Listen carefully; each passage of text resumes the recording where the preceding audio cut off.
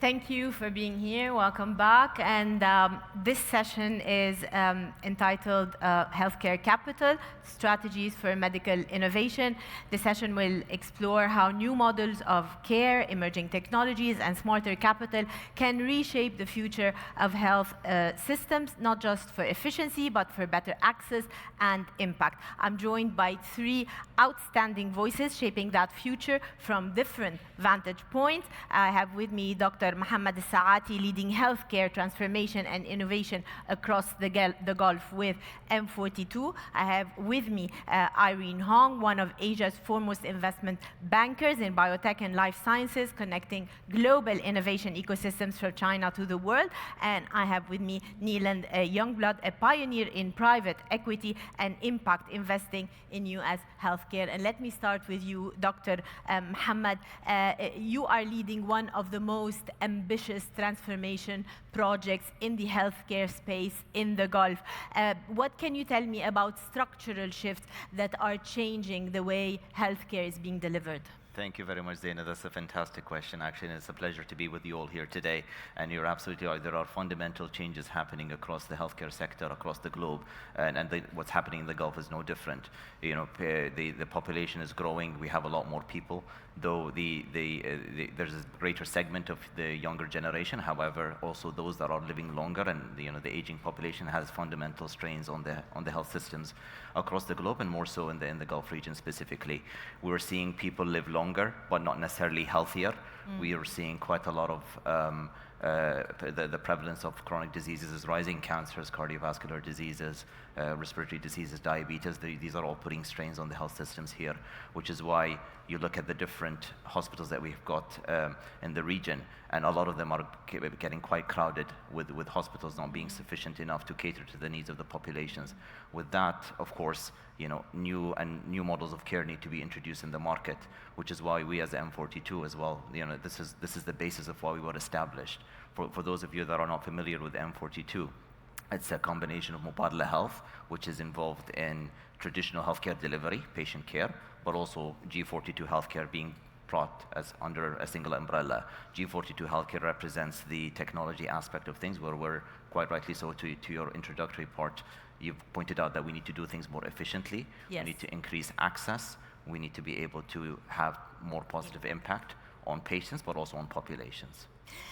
Dr. Mohamed, you feel sometimes through Amana Healthcare Bahrain that you are living like this live lab experiment of doing private-public partnership in the domain of healthcare. How is it going so far? Absolutely, that's a fantastic question. And in fact, the whole basis of us establishing Amana was to address those fundamental structural changes that are happening in the health sector in Bahrain here specifically.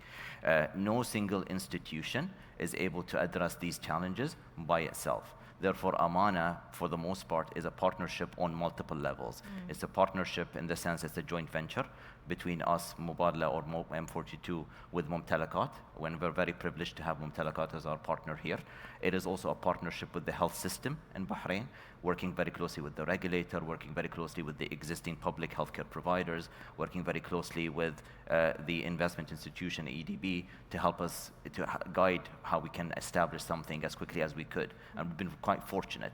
Amana Healthcare addresses a systemic challenge that we are facing here in Bahrain, which is how do we free up more acute beds, shift these patients into a different setting, and then make sure that these patients are getting the right care in the right setting, but also it has the positive effects across the rest of the system, where you can only imagine the entire chain of the flow of patients also improves. You've got more spaces in emergency rooms. You've got people admitted into the acute beds much quicker.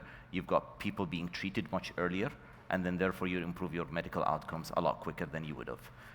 You've decided in pursuing this innovative project to also do it in an innovative way. Rather than doing things sequentially, you decided to just go ahead with all aspects of the project in parallel. What lessons have been learned with Oh this, yeah, and absolutely. why did you decide to And do that's that? just one aspect of it. The entire concept is innovative on multiple levels. Even the building itself, the premises, for those of you that have had the opportunity to see some renderings, it doesn't look like a hospital, it's a residential compound. It was actually, the property was set up to be a residential compound rented out to families.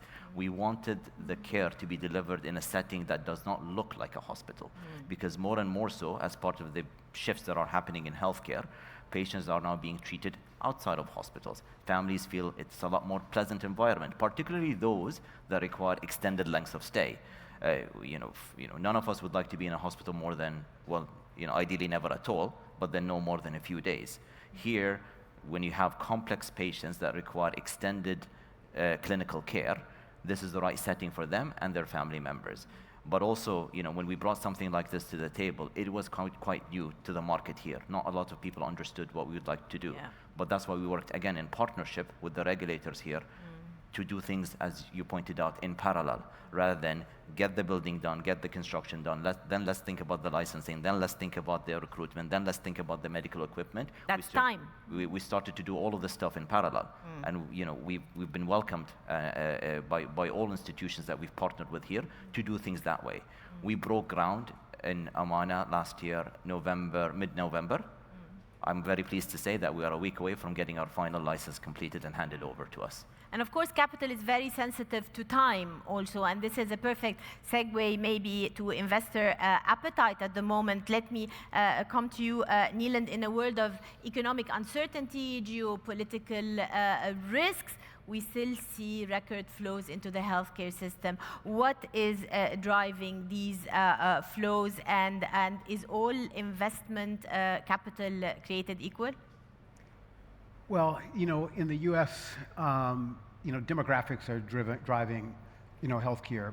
We have an aging population, and the U.S. consumes, spends $4 trillion a year in healthcare with not particularly good outcomes. And so the innovation that came to by, policymakers was we need to change the incentive of doctors from fee-for-service, that is, the more they see, the more they get paid, to paying them based on the health of their patients, meaning how healthy they get their patients, and lowering the cost.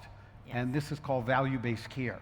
And so that was zero 10 years ago. It's $300 billion today, projected to be $2 trillion over the next 15 years. And that really is a growth engine of healthcare in the United States.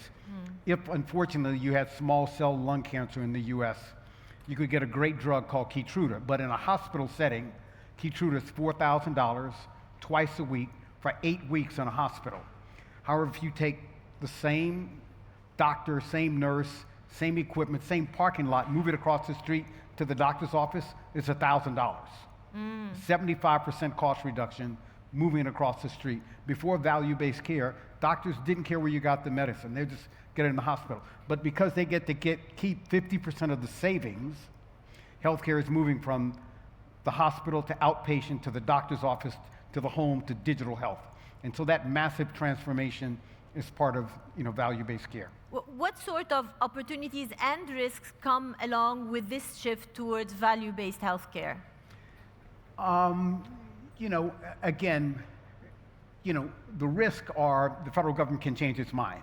Now, as policymakers do, and certainly if you look in Washington, where it's a bit dysfunctional, where you have the government shut down, there's always the opportunity between, the different parties to change things. But so far, there's been general consensus because there's been tremendous cost savings. The Medicare Trust Fund, which is the insurance arm associated with older population, 65 and older, was supposed to go bankrupt in 2025.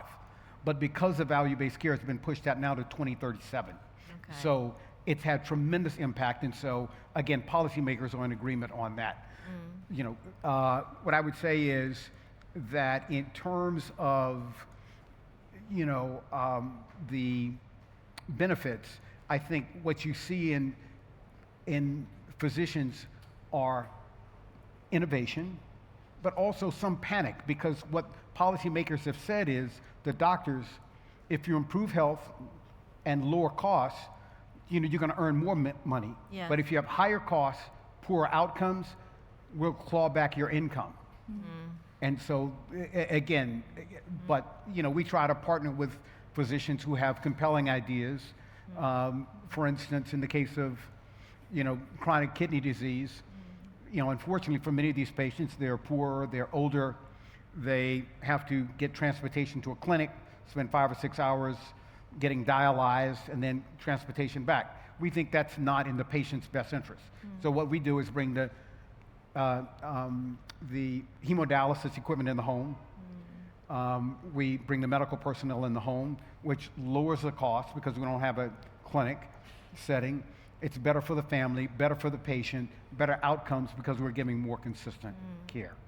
Kneeland, what would your message be to emerging markets, which often look at the West and sometimes replicate models? And what would you tell them? What I would say is, don't replicate what we've done. Innovate on what we've done. Meaning, it's very sexy to have a big, huge hospital complex and what have you, but I think certainly if you look in the U.S., we're bringing healthcare to the patient now. We've, because these facilities are so expensive and don't necessarily deliver the best outcomes, that again, we think that being able to deliver healthcare in the home setting, in facilities that are non-emergent, in facilities that are less cost. Those are the things that we're trying to do. And again, address the needs of patients where they're at, as opposed to what's convenient for the clinician. I practiced medicine for 12 years, emergency medicine. And again, one of the challenges was that you see people who have chronic conditions coming into the emergency department only to, you fix them up, you send them back home, and then they, kind of recirculate back. And so we think the delivery of care as close to the patient as possible, we think will be a tremendous innovation. Let's move from the West to the East. Irene, China has become a powerhouse for biotech and medical innovation. How did it do that? Yeah, so I've had the privilege of watching, I first went to China in 1992. I was working for Merck, and I brought the hepatitis B vaccine to China. And then since 25 years ago, I've been banking many of the private companies in China. So I've had the privilege of watching China's ecosystem go from a very basic generics market to now they're actually they actually have first-in-class and best-in-class drugs, and even just like last year, 30% of the assets that were transacted on by big pharma were on China assets, which 8 years ago was nearly zero. So I think that when I come to this region, and I have to say that I feel the same amount of energy that I did 30 years ago, 25 years ago, when I first went to China. So I feel like there's, I've seen the rise of an emerging economy in terms of a new industry. So I'm very excited about that opportunity. I think that when you think about China's innovation, now is a very interesting time because we are coming into an age where we have AI, so AI and drug discovery, CRISPR technologies. There's just so much going on in terms of biotech, medtech, robotical surgery. I mean, and AI being used in service applications. So, I feel a sense of energy. And so, if in terms of the East and the amount of innovation and growth that China's had, I want to say that China right now is in a stage where they're actually looking outward much more. So part of what I'm trying to do is actually try to help bridge the China ecosystem with the rest of the world in terms of trying to understand how to partner, how to enter other markets, and how to actually bridge, I think, some of the I don't say differences, but just the opportunities in what are some of the lessons that the Gulf can learn from the Chinese experience? Right. So I think that when you look at, so the U.S. has always been sort of the the ecosystem for biotech. And now, when you go to the US, I think the biotech ecosystem there is looking at China, and they're producing innovation at a faster and a much more capital efficient level. Part of that has to do with regulatory support. Part of it has to do with just the ecosystem having the infrastructure for the R&D. It also has to do with the talent. So in order to have a healthy ecosystem, you really have to have, first is the talent, and then you have to have the capital. So I think that the way that it actually, some people, when I went to the US, someone said, oh, this was architected by the government. Actually, it wasn't the case. It was really, China started doing research for the big pharma, and the CROs, when they started to do research, they were bringing a lot of their talent back into China and then actually investing in the talent. And so China has, if you look at the amount of STEM students and the amount of patent filings, China has just emerged as a powerhouse. And part of that is investing in the people, investing in the academia, and then also having the capital support it. So I think there's a lot that you can learn from studying how that ecosystem grew, and part of it has to do with a sort of, how should I say it? The U.S. is struggling right now with most favored nation, small molecule penalty, visas being revoked, grants being taken away, and sort of, I think, China now has an opportunity, and I think all other regions have an opportunity to invest in the people, put capital towards it, and nurture an ecosystem. Yeah. Irene, what differentiates investors in the classical healthcare systems versus investors in the biotech and new frontiers of innovation? And do you think there is the appetite for that kind of investment and risk-taking in the region here? Yeah, I mean, I think so. So typically, in terms of healthcare, you look at services, which is one type of investment, which is incredibly stable, anti-cyclical, fundamental to social welfare, and then you look at innovation, which is very different. It's a little bit more binary. It's higher risk. It's maybe higher return. You have to really develop a capability of understanding the market sizes, the durability of IP, clinical data, and also the regulatory pathway. So when you look at somebody that invests in biotech, it takes a really different skill set than when you look at somebody that looks at services. So I think that if you want to become an investor in innovation, you really, really have to have the PhDs and the technical talent to understand the mechanism of action, how that's differentiated. Right now, it's all about differentiation. GLP-1s, that's the Ozempics. Yes. There's so much in metabolic health now, and everyone's just trying to differentiate one from the next. And China has so much. In some ways, people think that maybe it's too much, right? PD-1s, GLP-1s, but you really need to have the understanding of how are you going to differentiate one molecule from the next. So it's a skill set you have to spend a lot of time in. So we ourselves have, when we do deals, we have people who have PhDs that can understand. Yeah. Dr. Mohamed, how do you define success of a healthcare investment? The success of the healthcare investment, I mean, naturally, as investors, you're looking at the finances, but the finances are not the most important to begin with. These things will come with time. More importantly is, what are your patient outcomes? So we're very diligent in the way that we track all of the different data that we can demonstrate. What are the, how have the recovery rates improved? Have the access to healthcare improved? Have the risk of complications been reduced? All these different things. Has the patient experience also improved? Naturally, if all of these things are addressed one after the other, the finances will follow quite quickly. Kneeland, accessibility and scalability are key at the heart of the equation of success? Yes, but I agree that, again, addressing the needs of patients is first and foremost. Because if you don't get that right, nothing else really matters. And so, yes, scale helps. Yes, innovation helps. Yes, access, all of those things. But if you don't really put the patient at the center of what you're trying to do, I think it's ultimately long-term not going to be successful. Irene, how can regulators strike this balance between securing and protecting patients and allowing for innovation to flourish?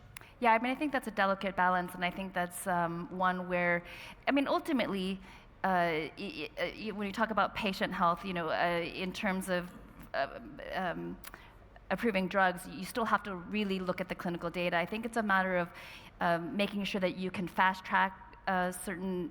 So I think you never want to sacrifice the safety and health of the patient over putting something out in terms of licensing a drug or a device. But I think that there are ways in which you can make sure that you can fast track certain things. You can use other sets of data globally. And so I think there are ways that regulators can actually model something where you can try to be as fast as you can, but not at the sacrifice of health. Yeah. Kneeland, would you like to add anything on regulation? Again, I think that regulation is important. Again, regulator has to, as Irene related, has to balance both being expeditious, but at the same time making sure that it's justifiable in light of the data. And also, look, I think that healthcare is continuing to evolve. I think the role of AI will help us to create a more personalized approach to medicine for individual patients as opposed to a group of patients. And so you'll get a chemotherapy regimen just based on your specific DNA as opposed to a broad-based, treatment. And so that's very exciting. That's very exciting. But again, I think we also have to be careful as investors, because sometimes some investors take a very financial-oriented approach to healthcare, and it's not the same as a manufacturing plant. It's not a widget. It's a human being, and so you have to have compassion and empathy. And while profits are important, they're not or should not guide every decision. Dr. Mohamed, how do we make sure that these technological advancements are actually narrowing inequality in access to healthcare rather than making the gap even wider? And that's a fantastic question. Every technology that needs to be deployed has to have some form of a correlation behind how do we improve patient experience and clinical quality. Here, if we're going to deploy a technology, and a lot of the technologies that are emerging, that are actually being tested in different places, don't necessarily address the clinical part. They address the administrative part, but that's the whole purpose of them, because you want clinicians to be focused on what they need to do, attend and see patients. Today, a lot of the clinicians are spending a lot of their time on administrative works. So with the more AI and technology being deployed, you'll see a lot of the clinicians are being freed up to attend to their patient needs. Would you like to add anything, Kneeland, on that? No, I think he summarized it very, very well. Perfect. Let me ask you about some of the biggest innovations that are really making a difference on the ground for each of you. So, and we touched on this, right? So this is now the era of precision medicine, predictive medicine, preventive medicine, right? How do we get to that? Today, it is no longer about traditional healthcare. It's about bringing all of that data together, including genomics data. So in the UAE, we're running, and we're very close to completing, the largest national whole genome sequencing program on the planet. Today, it's not just about knowing the phenotypic data, the height, the weight, the body composition, but all of that is also supplemented with genomics data. What you can do in the most simplistic way, you can tailor your individual treatments to an individual patient based on the composition of that patient. But you can also run population health programs. Now you can actually start to identify those that are at risk of developing disease in the future and start to address it quite earlier on in the life cycle. That helps you address these medical conditions at a stage where they can be treatable, curable, but also saves a lot of cost and effort, where if these patients were to progress to the more complex stages of the disease, it becomes a lot more complex to solve. Irene, to what extent does it matter, or does it make a difference for investors to go into a market where the ecosystem is really data-driven, integrated, more mature. What would be the case for the Gulf? Do you think more integration across the Gulf would make the area more appealing for investment? More data, is that what you said? More integrated healthcare systems. Yeah, I mean, I think that, in general, fragmentation is always, whenever you have integration, so one of the things that everyone's been talking about is in terms of AI and machine learning, that a lot of that is data driven, right? So from data, even just in terms of how are you, how you can predict, how you can identify, just across the entire value chain of all healthcare, just from drug discovery, all the way to, we talk about population health and servicing care. The more, as we move into a more sort of datafied world where we can actually do analytics, and we have increasing compute power, just in terms of sequencing the genome and understanding how to leverage the data across the genome. I think the more everything becomes datafied, the more innovation is naturally going to come out. So we're really excited about even drug discovery, robotics, CRISPR technologies, cell therapy. There's so much going on right now. Yeah. Kneeland, what would a successful transformation of healthcare in the Gulf in the longer term look like, in your opinion, and where are the areas that you'd like to see more investment in? I think where there's a tremendous opportunity is actually in women's health. I think that one of the challenges in the Gulf is diabetes, high blood pressure, kidney disease, chronic conditions. And a lot of that is, part of that's nutrition, part of that is lifestyle. And I think that, women, mothers in particular, are the repository of the family's, kind of well-being. And so what they choose to put on the table, how they choose to do it, when they choose to do it, I think is enormously important. I think that helping women understand their role in that regard for the long-term health of their children, their spouses, I think would be tremendously important, not to mention their own health. And so I think that there's the opportunity to do so, but in a way that's culturally fitting. You shouldn't try to replicate the West. It is, what's significant, what's important, what's the history within this region, and kind of how do you address the needs. Again, genetically, the same genes that protected, Arab caravans going across deserts so that they, could have the endurance to be able to do that, still exists. The problem is you aren't going across deserts in a caravan, on a camel. You're driving, and that puts you at risk for diabetes. And so kind of understanding that and then being able to address those issues, I think is very important. Dr. Mohamed, what do you think should the principles guiding the next decade of healthcare transformation in the Gulf be centered around? Oh, partnerships, easily. Right, as I said at the beginning, the healthcare industry is naturally an over-regulated industry, being, it touches humans' lives, it touches populations, large populations. The complexity around the health systems are even getting a lot more challenging. No single institution would be able to address these challenges by themselves. The way forward is by establishing solid partnerships as the foundation to address a lot of these challenges. And that's a great thought to end the session with. Dr. Mohamed, Irene, Kneeland, thank you so much. Thank you, ladies and gentlemen. Thank you.